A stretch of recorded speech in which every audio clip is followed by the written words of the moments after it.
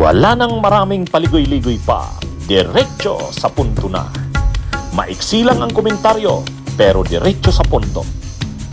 Maraming kuro-kuro, may tiwali, may totoo. Dito, sa Puntong Diretso tayo. Punto Diretso.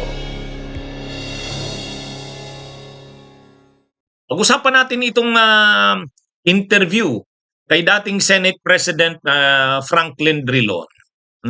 Sa Bilyonaryo News Channel, in-interview si dating Senate President Franklin Drilon. Alam naman natin si dating Senate President Franklin Drilon, o tawagin na lang natin Drilon ha, hindi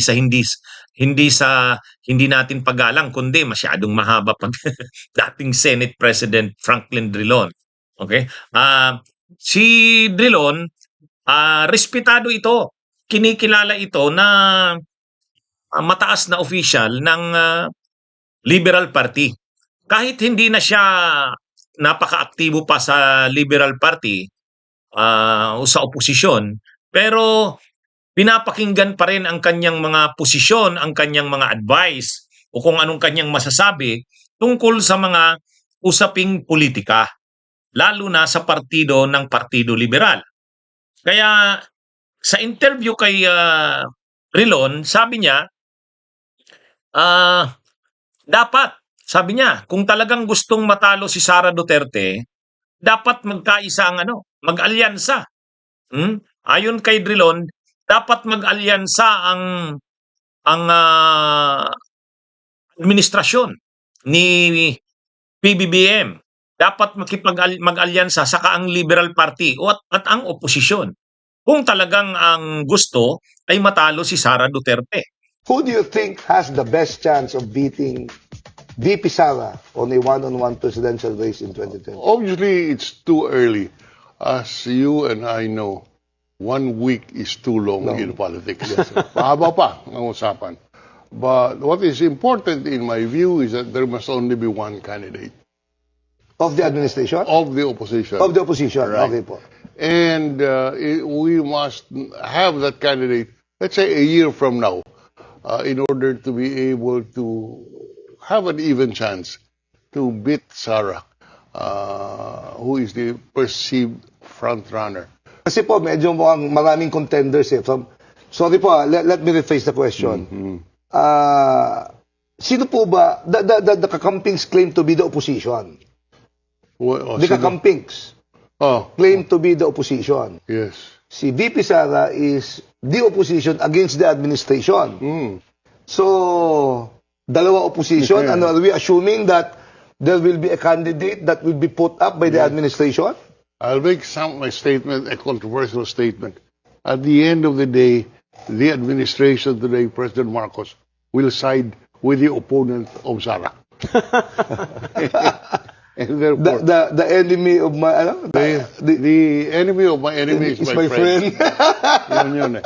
So, if you ask me, the administration will end up as I don't know what it will be, but at the end, in my judgment, President Marcos will side with whoever is the most viable candidate on the other side. But would that mean also that there will be whether a tacit or an obvious coalition between the Yellows and the... Well, I don't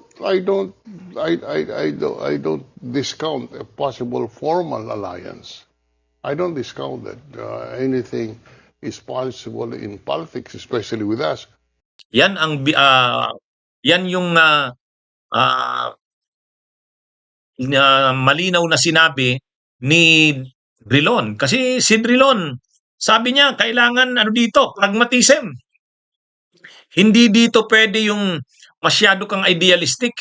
Kung masyado kang idealistic, hindi mo sasang-ayunan ng alyansa ng Liberal Party o ng oposisyon at ng administrasyon, mananalo si Sara Duterte. Kaya sabi niya, ang dapat na isipin dito ng Liberal Party, ng oposisyon ay pragmatism. Pragmatic na politika ang sinasabi ni Drilon. Kung talagang gusto ay matalo si Sara. Kinikilala kasi ni Drilon na seryoso na at mabigat ang laban kay Sara Duterte sa 2028 kung hindi ito mai-impeach at kung hindi ito matatanggal para hindi makatakbo sa 2028. Kailangan malakas ang lalaban dito. Magiging malakas lang ang kalaban nito kung magsasanib ang Liberal Party at ang partido ng administrasyon ni Marcos. Yan ang hayagan, direktahang sinabi ni Drilon. Kaya lang, sabi ni Drilon din, tinanggap niya rin ang katotohanan na madaling sabihin na dapat mag-alyansa ang Liberal Party sa Marcos administration para at labanan si Sara. Pero sabi niya rin ni Drilon, madaling sabihin yan, pero syempre medyo mahirap gawin. Kasi nga, matagal na panahon na ang Liberal Party at ang Marcos ay magkalaban sa politika. Alam naman natin na ang Liberal Party identified yan sa mga Aquino. Ay ang Aquino matagal ng kalaban yan noon pang panahon ng Marcos. Kaya sinabi rin ni Drilon, tanggap niya rin na hindi madali. Bagamat sinasabing dapat, pero hindi madaling magbuo ng nasabing alyansa. Kasi nga, yung history ng Liberal Party at ng administrasyong Marcos ay lagi itong magkalaban sa matagal na panahon. Kaya lang, yun na nga, ang sinasabi din ni Drilon, kaya lang kung kailangang kung gusto talagang matalo si Sara, kailangang maging pragmatic. Itabi muna yung mga pagiging magkalaban ng dalawang kampo. Yan yung sinasabi ni Drilon.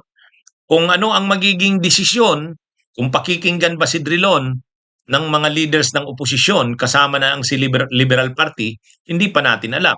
Pero sabi ni Drilon, dapat bago matapos ang taon ay mayroon ng development yan kung magbubuo man ng alyansa.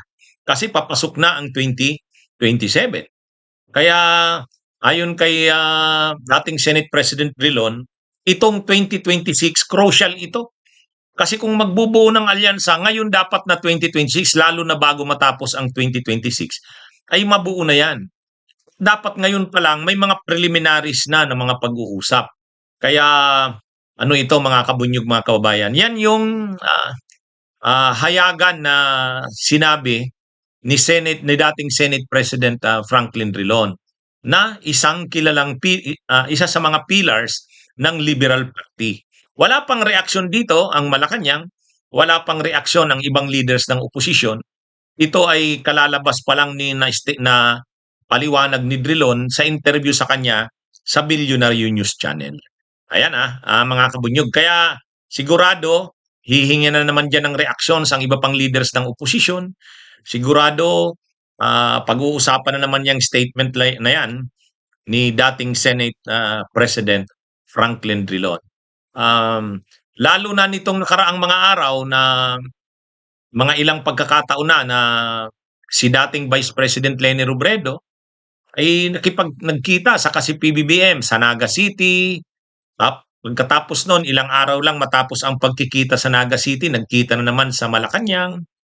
At itong mga pagkikitang ito ay tinitingnan ng mga nag-uobserba sa politika na parang mga panimulang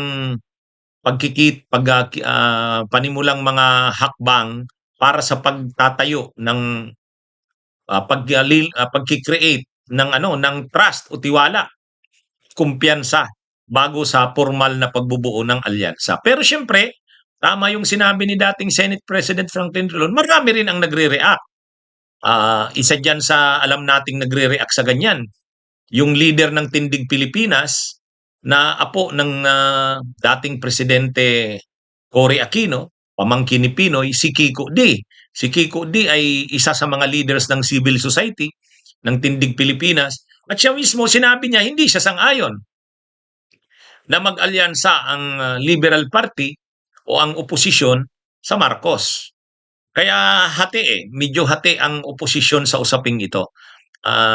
Kaya lang siyempre, mabigat din yung statement ni Drilon kasi leader nga siya ng oposisyon. Kinikilala siyang isa sa mga pillars ng Liberal Party. Kung mangyayari nga ba itong sinasabi ni Drilon, aabangan natin. Abangan natin. Bunyog, bunyog, halikan na kasama ka. Bunyog, kapag buklod ay may pag-asa.